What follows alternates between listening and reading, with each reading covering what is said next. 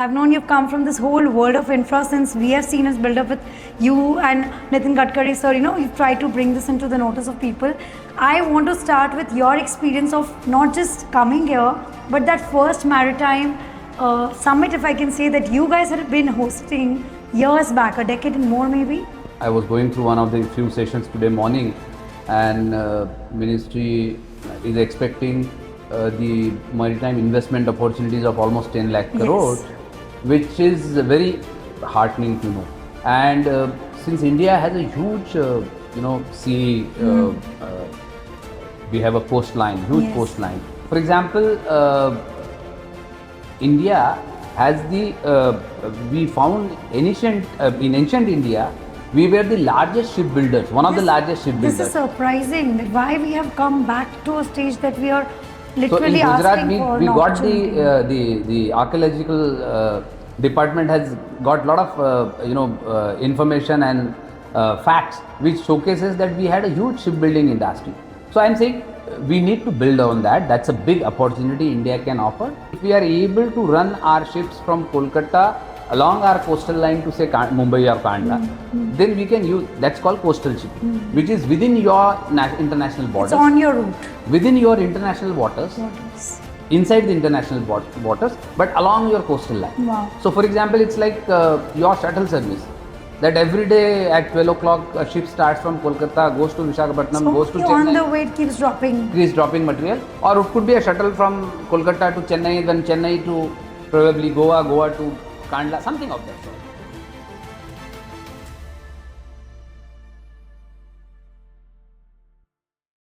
So Vaibhav, welcome to India Maritime Week 2025. Now for you, India Maritime Week is very personal.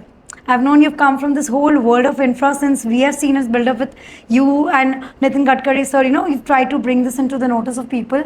I want to start with your experience of not just coming here, but that first maritime summit, if I can say, that you guys had been hosting years back, a decade and more maybe. How was It's that almost, started? I think 2017 was the first 16th or 17th. Gonna close to Yeah. be the decade now. Yeah. Maritime Summit, I remember we did in the same place. Yeah. And that's how the whole this effort into bring into the maritime sector to the fourth has started. And it's very heartening to come here and see that it's growing year by year, leaps and bounds. In fact, I was going through one of the few sessions today morning, and ministry is expecting the maritime investment opportunities of almost 10 lakh crore, Yes. which is very heartening to know. And since India has a huge, sea, we have a coastline, huge Yes. coastline, and therefore that's very critical to utilize that coastline for the advantage of our economy, our businesses.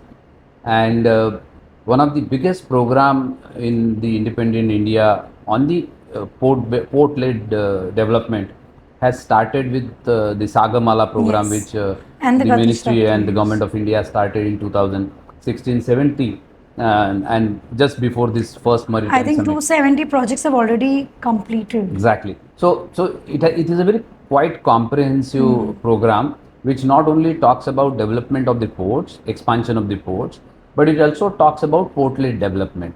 So connecting the ports to the hinterland, ensuring that, for example, there are few industry which could come up around the port, so that, like for example, the SEZ being developed by JNPA, or Kandla, So that's a very typical example of port-led development, and taking that to a next step where the industry comes around port, primarily the export industry comes around port, and our logistics efficiency improves because of that. So I think that has been the critical part of the overall infra thought process in last 10 years in India.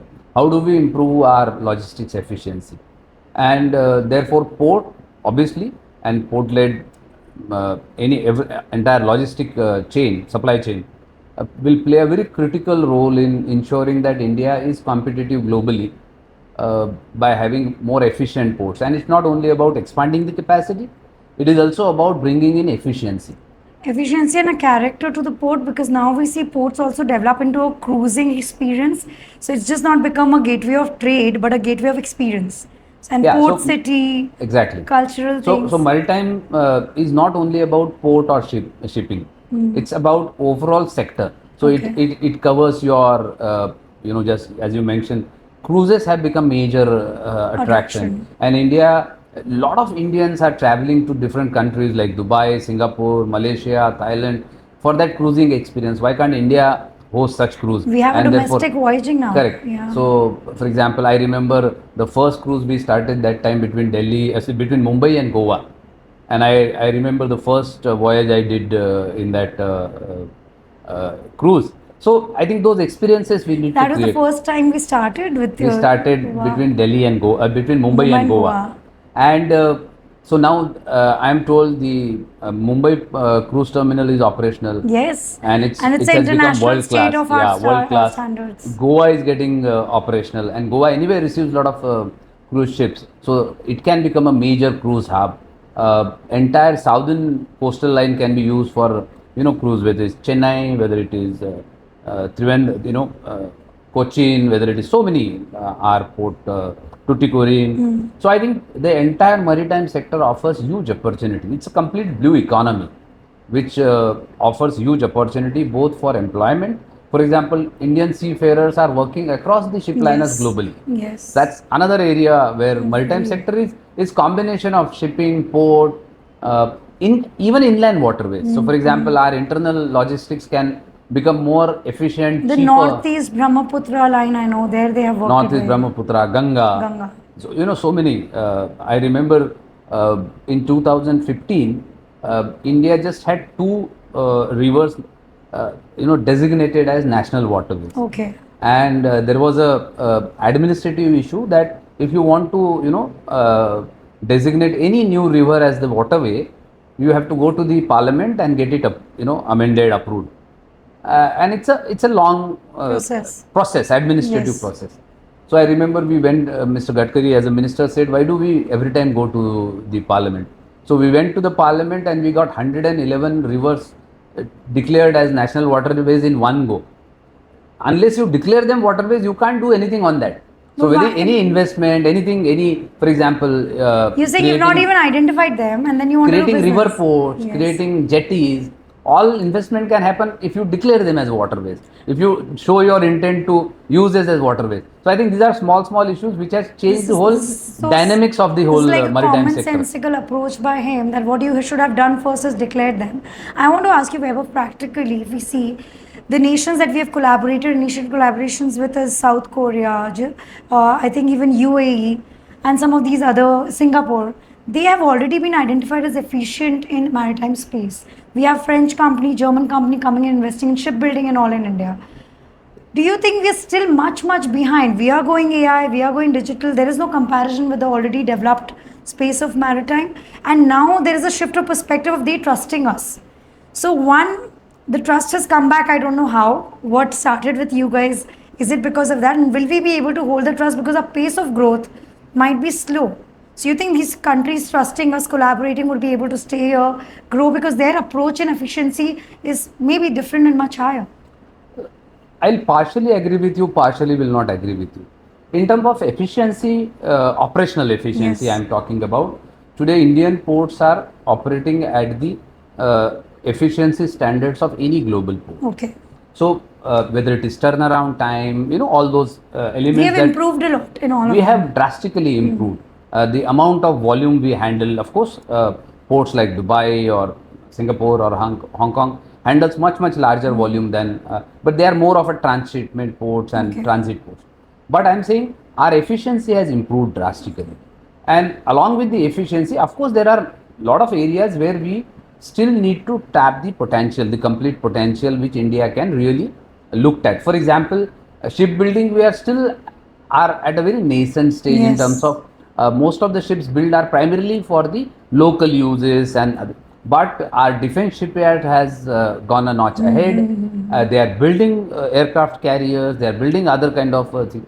So therefore, collaborating with international companies and international partners makes sense for our companies to bring in technologies, bringing management practices, bringing their learnings to us, and then build on that platform. So, for example, what probably Cochin Shipyard has done or Masgao Dock has done makes a sense to collaborate with international companies and build then capabilities in India.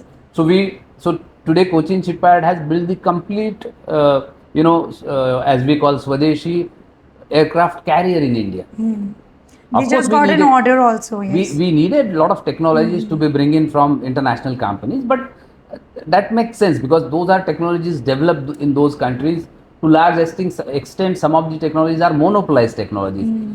So we'll have to collaborate them, work with them. Patented technology. But we need to build that area. So shipbuilding is area which really big. And if you go to, I don't know whether you had a chance to go through the Maritime Museum that has been created here.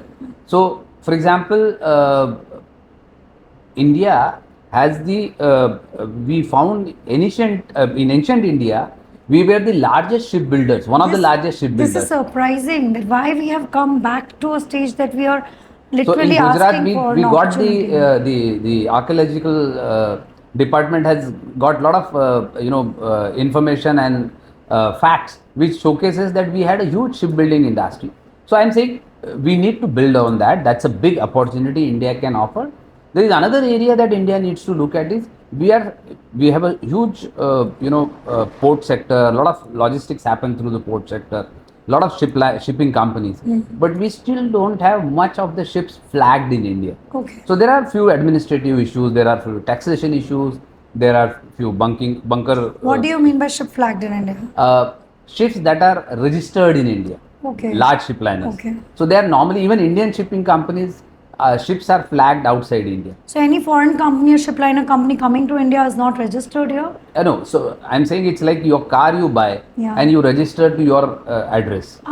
So the ship has to be flagged somewhere. That's a typical terminology used in maritime sector. So that flagging is still not happening in a large scale in India. There are few administrative issues. I'm sure ministry and government is interacting with the stakeholders to look at those issues. But that is one area that we need to look at, because that also opportunity for our seafarers to then get better employment conditions, better returns, because our seafarers are going across the ship liners. But we are more of a supplying seafarers to various international ship liners. But we don't have the ecosystem. Which is a good opportunity for our young boys and girls. But why not have them around us? But why not ships flagged in India? So there are issues that need to be addressed, and I'm sure forums like having your base India Maritime Week will be apt forums to look at those issues and try to address those issues. So that's another area which I think needs to look at. There is another area which some part of Gujarat's coastal line is trying to address, some part of Goa's coastal line is trying to address, is ship breaking, as they call it, scrapping. So there is a lot of sustainability aspect involved in that globally. But then the ship longevity of the ship life is long. Yeah. So, but at some point of time, ship has to be scrapped. Ship has to be braked, and then dismantled, and then the reused. So, a lot of European countries are trying to send those ships for breaking to various part of the world. So, India can use that opportunity to develop this industry, and we have a lot of local talent. But that's again just like for ship repairing, we have few places only. Correct. So those areas are areas where India can really look at developing those aspects. So I think that's another critical area where forums like India Maritime Week will have to look at. You're giving me a sense that we've gone from move cargo to build ecosystem method in the whole maritime space. But you coming from the space, I have known you as someone who's helped in making policy and advising in the infrastructure. We used to understand infrastructure more about roads and highways. For us, maritime and sea routes were not counted as the real infrastructure. So how did that shift of understanding come in? One. Second, in the world of logistics and now maritime opening up, do you think they'll find a balance? Because they say it might reduce the logistic cost if we move maritime, but it'll increase the time. And the cost of product in the market might fall. So how do you find a balance between growth of one sector or eating into the space of the other one? I don't see there is any contradiction between growth of one sector impacting other sector. They are all complementary. For example, evacuation of the ports happens only through rail and road networks. So your goods coming in and goods coming out of the port and coming in the port will get evacuated or supplied only through the rail and road networks, that like the freight corridors or other that Yes. need to be built. So I think one of the major impact of improving the efficiency of the port has been the port connectivity, which National Highway has tried to build Wow. across the ports, Yes. across the ports in India. Had it not been there, it would have anyway not The happened. evacuation could have been a challenge, and that will ultimately impact the turnaround time for the Turnaround time. ships and the overall efficiency of the port. So I think there is no contradiction between two sectors. Plus, your overall logistics cost, you need a very integrated and a multi-modal approach to it. Okay. Your goods will be prepared somewhere in the hinterland. They will be traveled through road to maybe some dry port somewhere. From that dry port, it will go through a train route to a port, and then port will carry it to its final destination in some country. So I think it's quite integrated and it's a multi-model. And any lack of efficiency in any chain of this will impact the overall logistics efficiency. We have seen a lot of disruption happening in logistics because of the technology, AI, across, not logistics, across the sectors. But logistics area is something, or supply chain management is something where the basic infrastructure will still play a very critical role. And there are a lot of opportunities which India need to look at. For example, I have been advocating this, and a lot of people are discussing. We need to develop our coastal shipping. So I'll explain you what I means What is coastal coastal shipping. shipping? Today, if you travel from your goods from Calcutta to say from Kolkata to say Deen Dayal Kandla Port Trust, it takes a lot of time, it takes a lot of fuel, and you are increasing the congestion across the route, whether it is train or road, and the cost and everything. Because most efficient transport is water transport. Water transport. So, for example, if we are able to run our ships from Kolkata along our coastal line to say Mumbai or Kandla, then we can use, that's called coastal shipping, which is within your international borders. It's on your route. Within your international waters, inside the international waters, but along your coastal line. Wow. So, for example, it's like your shuttle service. That every day at 12 o'clock, a ship starts from Kolkata, goes to Visakhapatnam, goes to Chennai. On the way, it keeps dropping. Keeps dropping material. Or it could be a shuttle from Kolkata to Chennai, then Chennai to probably Goa, Goa to Kandla, something of that sort. So I'm saying we need to look at the feasibility of this. Government needs to create ecosystem. The ministry and the all players together need to create that ecosystem. Wherever required, incentivize the whole process or ecosystem to some extent to make it more viable in initial period, and in a long term it will bring in a lot of efficiency. It will reduce the impact of congestion in our hinterland.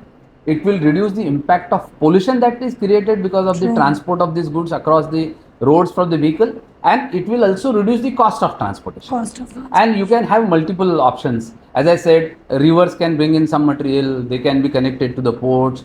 You can have ro-ro services operating where entire truck can be loaded onto the ship and dropped at Chennai. Efficiency, there are n number of ways. Instead of a truck traveling from Kolkata to Chennai, it can travel through a coastal route to Chennai and come out of the ship and then go to the hinterland. It won't get over-congested on the maritime route any which way? Sorry? It won't get over-congested on the maritime I don't think so. I don't think so. There are ways and means. I'm sure we are still trying to build that, need to build that. So congestion is a much long term. People are still ready for it? Are people ready for it? There have been efforts going on. There have been discussions going on. But the mindset shift, do you think we are ready for that shift? I think we need to create that ecosystem, and if required, initially push that, give some incentivize to push it. And to push it, we need to bring in that sustainability as the critical element in our thought process. So I think once you bring in that sustainability as the critical component of our thought process, then we will be able to probably do a better cost benefit analysis. Because I am a transporter's daughter, so I know how it becomes traditionally so easy for every company to just feel like we know the way, let's do it this way. But you think that the whole idea of getting sustainable is still an idea? So for example, when you bring in ro-ro, your truck can straight away go to a ship and then drop in Chennai and then go to the hinterland in Tamil Nadu. So there are ways and means. I'm not saying there is only one way to do it, but we need to look at this opportunity and trap this opportunity. It will reduce huge congestion on our hinterland. It will reduce fuel consumption and therefore pollution. So all those aspects need to be looked at. You have been a flag bearer of sustainability for long. You have a personal interest in environmental protection. How do you think this idea will actually resonate? Because we've been hearing of this achievement targets, 2047, Amritpal, and a lot of vision that has been set. What really can you define sustainability as an idea? And I feel like I want to adapt it. Somebody tells me don't do pollution, I listen to it. But then I think it's easier to pollute. Sustainability is not only about reducing pollution. Of course, decarbonization is critical part of sustainability. But sustainability is also to reduce consumption. For example, when I'm talking about multimodal mechanism for logistics, so wherever you can efficiently, wherever possible, do it efficiently where energy consumption is minimum. So I'm saying wherever possible, use our rivers to transport. Wherever possible, use railways to transport, and then use roads to transport. So you have a strategy to know where the energy consumption drops. There has to be multimodal. So for example, most efficient is water. Then comes railways. Then comes road. Because truck carries a limited capacity. Which is more risky and less risky? So that aspect. More than the risky, truck carries minimum less capacity. Railway has even larger capacity. Ships have, waterways will have even higher capacity. So, and energy consumption, therefore cost of transport is very low in water, a bit higher in railways and very high on road. So all those elements need to be looked at. And sustainability doesn't only means reducing the consumption of fuel. It also means, for example, entire maritime sector in inland waterways, in coastal shipping, in other cruise, can we look at also shifting to a more carbon neutral fuels? Like for example, methanol is being talked about globally. In fact, major shipping companies have put using of methanol based maritime engines as their one of the goals in next 7-8 years. So can we also look at shifting to, so for example, we will also have to create necessary bunker facilities for methanol based fuels. So all those elements will need to be looked at. For example, for the domestic tourism and leisurely sectors, electric boats, solar boats could be efficiently looked at. So a lot of those areas needs to be looked at, and maritime as a whole ecosystem. So for example, India's growth of tourism, maritime can play a very major role, both inland as well as coastal. So all those elements need to be looked at. And sustainability is not only about, it's about decarbonization, it about reducing the consumption of the energy, whether it is fuel or anything. It is about trying to minimize your consumption. It is about recycling wherever possible. For example, in our Build India Infra Awards, we gave award last time to JNPA. Yeah. Because they have converted their entire movement of trailers from your berth to a container yard through electric trucks. Wow. Which itself is a contribution. Green transport is also coming in as a very critical component. So, for example, a lot of technologies are trying to build along the ports, because when ships they dock into the berth, they are supplied with the generators of power. Can we shift that to some other form of more sustainable, more cleaner power? So you can bring in efficiency in everything you do. But Vaibhav, you have seen that we took a lot of time to come to even acknowledging infrastructure as an area of growth, which you said. You guys came in with highways and all being recognized now maritime. Now this kind of adaptation of reducing carbon emission being important for a businessman, do you think this adaptation and shift of perception is easy, because you have already taken a lot of time I see, we need to bring in efficiency, and see any new technology or any adaptability of any new element is easy for a business enterprises. One, the technology has to be proven.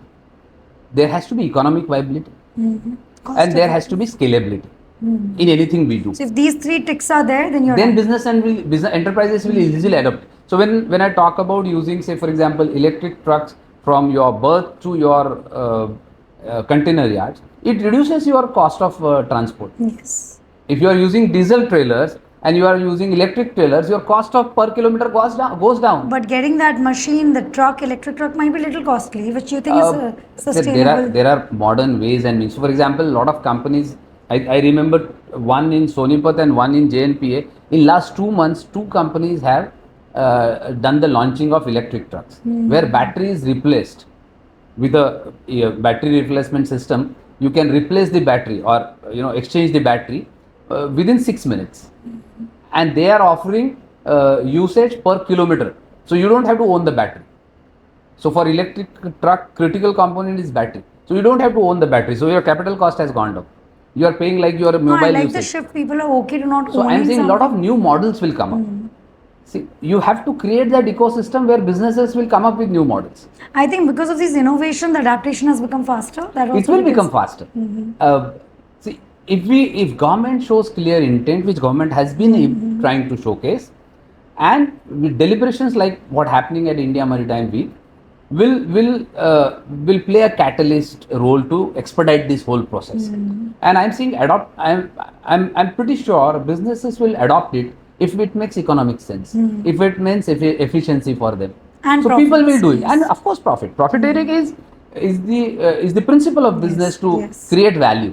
But Yes. while creating value, they are also equally responsible corporate citizens. And I'm sure they also, and it's not choice anymore. Sustainability has not remained a choice anymore. Now it is not a choice. Now It has way become of a necessity. Yes. If you don't do it Then you today, suffer your- probably you may not have a tomorrow. Yes, so true. So therefore, I don't think there is a resistance on that part. People But have- we need to yes. come up with technologies, models which could be more efficient, which could be economically viable, which could be cost effective, and which has a scalability into it. You answered it all actually. It is actually with the realization there's no tomorrow. People have accepted that we have to go sustain. That is a model. But Vaibhav, what do you want to leave us that coming from the journey of you seeing India Maritime Summit in your and Gadkari sir creating that space, what is the one learning you have and what is one thing you wish you guys had done then? I would not say that we could have done this. I think there is always a room for improvement every time. But as I said in the beginning, it's very heartening to see that it's growing. It's still continuing. It's happening. Yes. It's growing. By every year, it's expanding. Yes. It's improving, and the whole sector has. India has started realizing the potential of maritime sector. So I think maritime plays a very critical role into the infrastructure, and largely till almost 10 years back, maritime was largely left to the coastal states. Today, there is a healthy competition even within the states. Yes. So I think that's a very positive sign that entire maritime ecosystem has started realizing its potential. Government has started realizing its potential, and a lot of changes are happening. For example, government has brought in the Port Authority Act, which changed the whole structure of ports that India, major ports which Government of India Yes. manages. So I think all those elements are making it more efficient, and therefore, if India is able to realize its maritime potential, then the target of becoming largest economy, 5 trillion economy, or a developed nation by 2047, I don't see it's too far. It is realistic. Maritime and sector will ambitious. play a most critical role in making sure that India becomes a developed nation by No, 2047. it looks so nice to hear it for someone who has always, given policy changes, advices in the infra world of roads and highways, and you're promoting maritime so much. It just sounds so much like everything is your family. You don't segregate only what you are part of. We have to think multimodal. Multi-model, and not just PPP, but a multi-modal idea is Yeah. a greater way to look at it. Thank you, Vaibhav. I Thank think you so we always tell you have such great ideas about the infra world. We soon see to look forward to see your podcast series on infra and an individual way, bring out the understanding of the basic what infrastructure is, how we look at shipping world, because that awareness will also expedite the adaptation, which takes time. I agree, completely Because at agree. the upper helm we see them adapted, but at the hierarchy level we see people still struggling to understand how it benefits. Thank you for the suggestion. I'll definitely Next give a thought maritime on we that. want you to be the podcaster. And I would like I'll to give be. a thought to it. good. But I think that's the job which you do better than I'll do. I will be saying But- that next time. But thank you so much for inviting. It's a pleasure and to it's a always pleasure to be talk around to you. We'll Thank see you soon next time also. Thank you. Let's see how the infra world grows with highways and Thank roads. you.